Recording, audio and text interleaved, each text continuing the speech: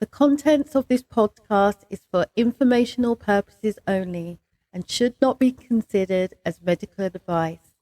If you have a specific health concern or condition, please consult a qualified healthcare professional. For more details, check out herguru.uk/disclaimers. Do you sometimes feel overwhelmed by unexpected problems, which means that you're questioning your strength to overcome them? Or have you ever found yourself in a situation where everything seemed to be falling apart and you weren't even sure where to turn? Or are you like me and do you ever wonder how to transform your struggles into sources of strength and resilience? Well, if that's you, imagine making those things more accessible naturally and automatically. Hey there, everyone. Welcome back to ABGW. Amazing, brilliant, gorgeous, wonderful. I'm your host, Cheryl. And today we're diving into something every professional woman can relate to, I'm sure. Life's unexpected storms. You know, those moments when everything seems calm and then bam, you're hit with a tidal wave of stress. But fear not. In today's episode, we will be turning those wild waves into gentle ripples. So grab your life jacket, metaphorically speaking, of course, and let's get ready to navigate the chaos with a splash of humour and a whole lot of resilience. Let's dive in and discover how we can turn our struggles into strengths. Amazing, brilliant, gorgeous, wonderful, helping women just like you who are unhappy, perhaps even with your supposed quote-unquote good life. This is a mum and daughter duo, and we're not pulling any punches as we explore trauma recovery and ideas for building resilience, so that you're working smarter and definitely not harder to create a transformational life, a life you love more often than not. Spotting the storm. When I think about, all the issues I've ever had, and I've had a lot, and I think about some of the issues that people that I've worked with have had, I think step one is always, always, always in any kind of life, in any one of life's storms, is identifying them. So just think about, my friend Sarah, who's got this lovely car. She spent a lot of money on it. It's costing her a lot of money because she's got it on finance.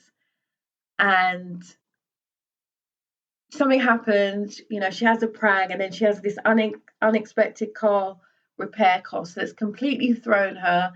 And it's not even the end of the month. She's got, a couple of weeks to go until she gets paid. What the hell is she going to do? Now, to me, pinpointing the problem like Sarah did helps with the healing process. It helps to make it more manageable. And can you imagine a life where you're transforming your trauma into a source of strength, just like Sarah did?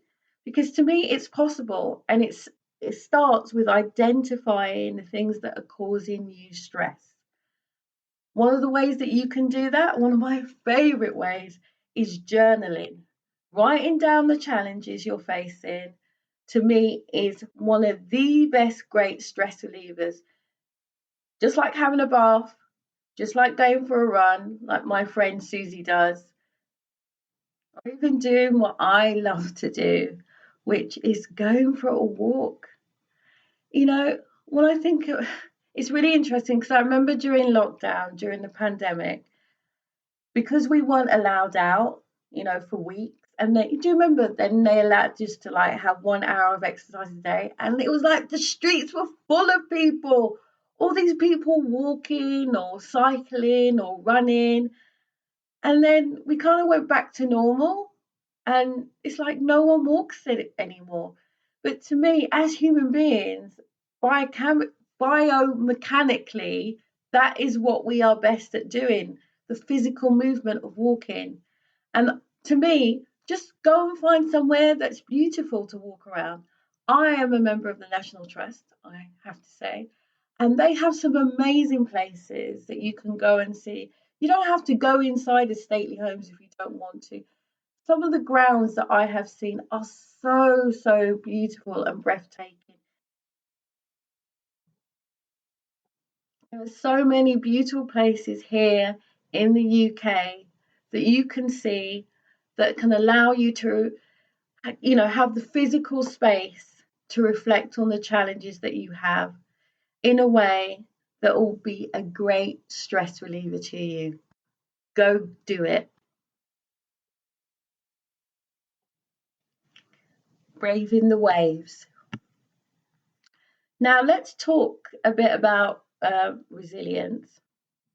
Jenny, um, I can't remember what Jenny does for a living, but I know that she's an avid marathon runner who's happened to injure her ankle. I think it was her ankle or her calf. No, it was her ankle mid race, but kept going during the London Marathon because I remember watching her on TV and she was reflecting on her goals. And you know what it's like. You probably already know that every person has this innate capacity for resilience. Even when we think we can't take any more, there is just something within us that just keeps saying, keep going, stay positive, head for your goals. And I think that's what Jenny did. I think for me, when I watch back that scene on the news, she was staying positive and she was clear about what she wanted to achieve. And the thing is, you can choose that level of resilience every single day, can you not? When I think about one of my favorite movies, Force Majeure, it to me, it's about finding inner strength when faced with unexpected challenges. It's if you haven't seen the movie, I don't want to spoil it because there's a really brilliant scene right at the beginning of the movie that kind of puts everything else in the movie into context. So if you haven't seen Force Majeure, please go see it. I think it's available on Netflix. And you'll once you've seen that scene and then you've watched the rest of the movie, you'll understand that unexpected challenges come at you all the time. And when you see how that family, that especially the husband and wife, find the inner strength to overcome the challenges that they face, you will see that so much of life is like that. You can't predict it. This episode of ABGW is brought to you by Her Guru Hypnotherapy and Coaching. Her Guru provides mental fitness coaching and hypnotherapy services. You can find out more details by visiting herguru.co.uk.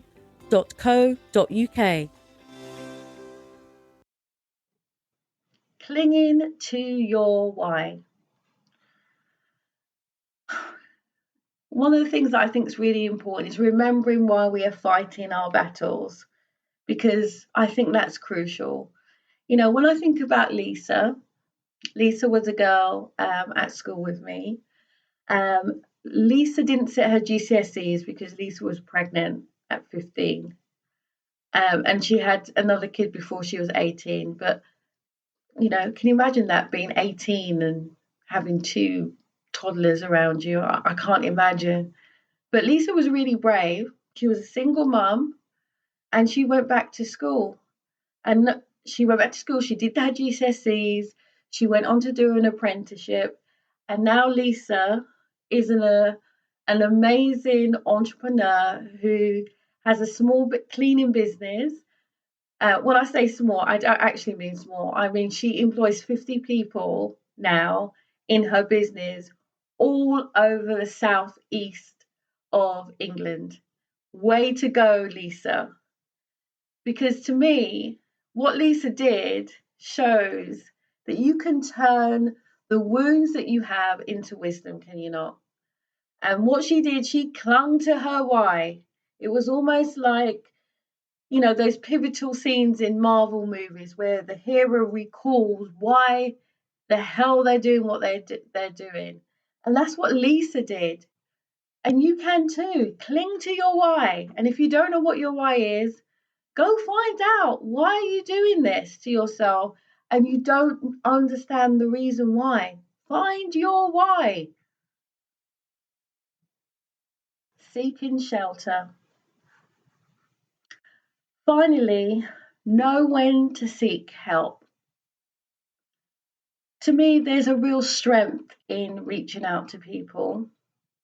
When I think about Mark, who felt isolated but found community community support through creating a neighbourhood gardening project where they literally had a derelict piece of land next to their block of flats, and Mark wrote to the council and just literally pointed out the fact that this land had been derelict for so many years and that he wanted to put together a communal garden for the residents where they could grow like spinach and potatoes and just garden vegetables that they could distribute to everyone in the flats. And to me, I remember Mark explaining to me, it gave him a real sense of purpose. And I remember him saying to me, and the reason why I'm laughing is because I am terrified of anything that flies. I if you don't know anything about me, I have an allotment and I have to wear a beekeeper's hat because anything that buzz, I'm just terrified of. But I remember when I was, meeting Mark in the pub and him explaining to me how creating this communal, garden project made him realize how much he loved the outdoors, and it encouraged him to sort of just do more stuff, to reach out, and that reaching out really begun his healing. What he, all his demons. It's because of Mark why I started my allotment, because I remember him telling me it wasn't necessarily about the plants that you grew. It was about making sure that all the soil was nutrient dense and putting things like rock dust into your compost and using things like worm cast. They were the answers to getting the best mineral rich, nutrient dense cucumbers and squashes and tomatoes. And I will never forget meeting Mark in that pub. I can't remember the name of it, in Fulham. So thank you, Mark. Thank you for joining us. Remember, life's unexpected storms are just like those surprise Zoom meetings, unwanted but manageable. Identify the stress, lean into your resilience, and seek support to turn chaos into calm. Because remember, you're not just surviving the storm, you're surfing in with style and with a smile. So remember, your resilience is a powerful force shaping your life. May your force go with you and strengthen you every step of the way as we part ways today. Until the next time, keep finding and embracing those outrageous, unconscious joy moments. Bye for now.